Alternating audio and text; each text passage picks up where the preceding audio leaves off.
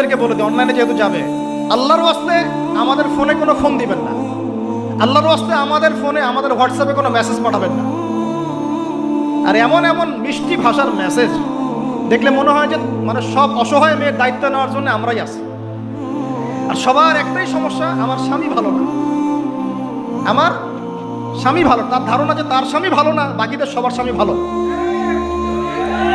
নবী সাল্লাল্লাহু আলাইহি ওয়াসাল্লামের সামনে যখন কোনো মেয়ে এভাবে র্যান্ডমলি স্বামীর নামে অপবাদ দিত, মিথ্যাচার করত বা অভিযোগ আরোপ করত, আল্লাহ নবী সাল্লাল্লাহু আলাইহি ওয়াসাল্লাম রাগ হতেন। সে আপনার ভরণ পোষণ দেয়, আপনাকে খাওয়ায়, আপনাকে পড়ায়, আপনার সিকিউরিটি দেয়, আপনার সম্মান রক্ষা করে, সারাটা জীবন আপনার জন্য একদম তেজপাতা বানায় ফেলে দিল। এখন বলছেন স্বামী ভালো না। মেয়েদের দিনদার মেয়েদের মধ্যে যে পরিমাণ স্বামীর প্রতি অশ্রদ্ধা, অসম্মান আর কটু বাক্য, সম্মানহানি, গায়রতের খেলাফ কাজ করার যা দৃষ্টান্ত আমাদের সামনে আছে, আর বেদিনদের ব্যাপারে বলার তো আমার ভাষাই নাই। মনে করবেন না যে কেউ মাদ্রাসায় পড়লেই একদম দুধে দেওয়া তুলসী পাতা হয়ে যায়, না, ভুল ধারণা আপনার, কখনো নয়। আমরা নিজেরা নিজেদের চরিত্র পবিত্র রাখবো, ইনশাল্লাহ আল্লাহর কাছে পবিত্র মেয়ে চেয়ে নিব। একটা মেয়ে যে স্বামীর সম্মান বোঝে না, সে কিসের স্ত্রী? একটা মেয়ে যে স্বামীর সম্মান বোঝে না, সে কিসের স্ত্রী? আবার একটা স্বামী যে তার স্ত্রীর সম্মান বোঝে না, সে কিসের স্বামী? সমস্যা, আমি ইসলাম এবং পারিবারিক জীবন নিয়ে আমার ভিতরে এত কথা জমে আছে, এটা বলতে গেলে আমার 3 ঘন্টা সময় লাগবে। তবে আমি আলাদা করে এটা নিয়ে একটা লেকচার দেবো ইনশাল্লাহ।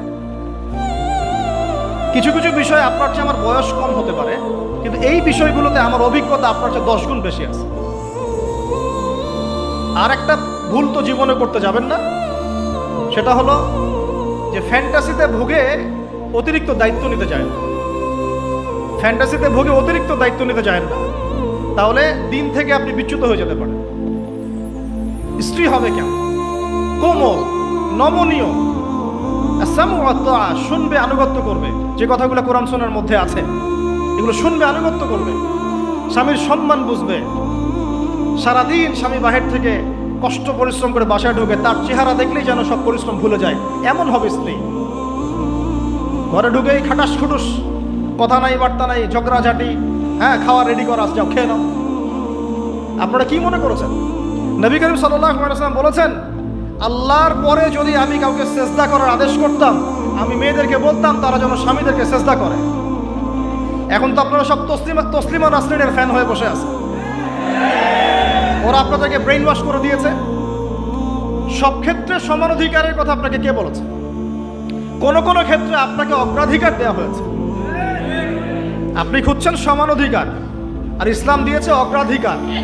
কত বোকা আপনি, কোন কমন সেন্স নাই, ননসেন্স।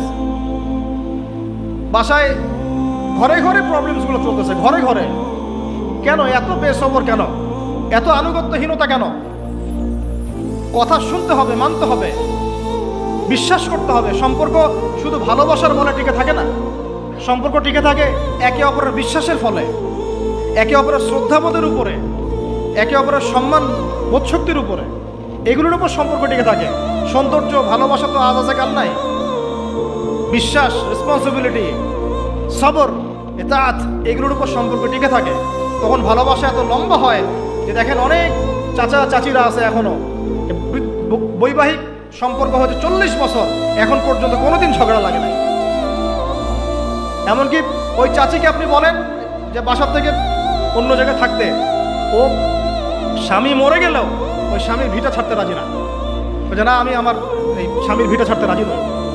এই তো 40 বছর আগের জেনারেশনটাকে আপনি দেখেন, আর এখনকার মেয়েদের জেনারেশনটাকে আপনি দেখেন, কিসের সেকুলার ঘরের মেয়ে আর কিসের মাদ্রাসার মেয়ে, সবই একই অবস্থা। ইল্লা মাশাআল্লাহ, ইল্লা মাশাআল্লাহ। এখন এগুলোর ফলশ্রুতিতে যখন দেখা যাবে যে কনফ্লিক্ট তৈরি হচ্ছে, তখন আবার দেখা যাবে কি আইন কানুন, সমাজ, পরিবেশ সব মেয়েদের পক্ষে। দিন শেষে আপনি দোষী হয়ে যাবেন, দিন শেষে দোষটা আপনার ঘাড়ে এসে পড়বে। আর সমস্যা ক্রিয়েট হতে হতে হতে হতে এমন একটা জায়গায় যাবে যে তখন আপনি রিয়্যাক্ট না করে থাকতে পারবেন না। তখন যদি আপনি কোনো রিয়্যাক্ট করে ফেলেন, সব দোষটা তখন আপনার ঘাড়ে গিয়ে পড়বে।